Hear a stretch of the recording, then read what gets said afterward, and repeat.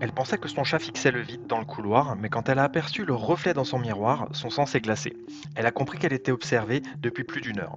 Voici une histoire réelle du subreddit Let's Not Meet. Elise venait d'aménager seule dans un petit studio au rez-de-chaussée d'un vieil immeuble. C'était l'hiver, il faisait nuit à 17 heures. Ce soir-là, elle était plongée dans ses révisions, écouteurs sur les oreilles, face à son bureau. Le silence était total, jusqu'à ce qu'elle remarque le comportement étrange de son chat, Ghost. D'habitude très joueur, Ghost était soudainement devenu une statue. Il était assis au milieu de la cuisine, le dos voûté, les yeux fixés sur la fenêtre qui donnait sur la ruelle sombre derrière l'immeuble.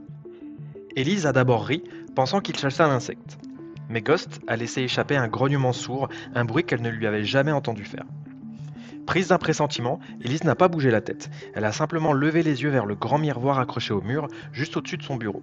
Ce miroir reflétait parfaitement la fenêtre de la cuisine derrière elle.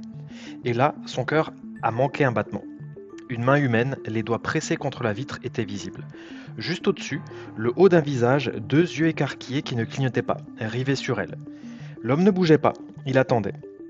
Élise a eu le réflexe de sa vie. Elle n'a pas crié, elle a continué de taper sur son clavier, faisant semblant d'être absorbée par son travail, tout en attrapant son téléphone. Elle a appelé le 17 en chuchotant, avant de se lever calmement pour aller s'enfermer dans sa salle de bain, prétextant une douche. Quand la police est arrivée 3 minutes plus tard, la ruelle était vide, mais les officiers ont trouvé une chaise dans le jardin installée pile sous la fenêtre et des traces de doigts gras sur la vitre.